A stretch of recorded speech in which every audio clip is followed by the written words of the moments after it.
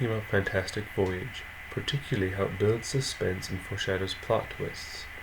The film tells the story of a team of people working for the government who get shrunk down very small and take a journey inside a man to heal a brain injury from the inside.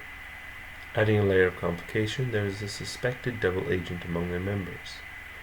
Because of the nature of the discussion, there will be spoilers, so if you don't want to know what happens, then now would be a good time to stop watching. The film opens with an important scientist taking a journey and getting involved in an accident. This sets up how he got his injury. The almost 3.5-minute scene is played without dialogue and almost constant but limited sound. We may not understand what is happening exactly, but we understand there are high stakes involved. A second example of suspense occurs much later in the film. Inside the body, the team needs to travel through the ear. This means that everyone in the room where the man is will need to be absolutely silent for a significant period of time. It's not too hard at first, but as time wears on, it becomes more and more uncomfortable. Finally, something does go wrong.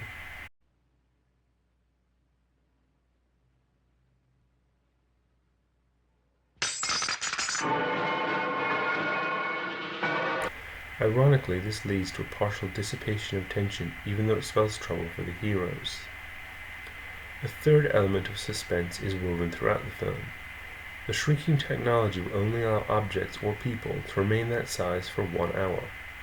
Anything that goes wrong could spell the end of the mission. There is a countdown clock in the operating room, and we often see it in the background reminding us of the stakes. It's worth noting that the team spent almost an hour of the film inside the human body, making it almost real time. The film also skillfully foreshadows the identity of the double agent without being obvious. In fact, the first time I watched it, I was taken by surprise at the reveal. However, on subsequent viewings, I saw the clues that led to that conclusion. The double agent is the navigator played by Donald Pleasance. Near the beginning of the voyage, he has what appears to be a moment of panic. He tries opening an airlock. However, he has an explanation. I'm sorry. I got claustrophobia. I was buried alive. An air raid in England. For 2 days. I thought I got over it. Please forgive me.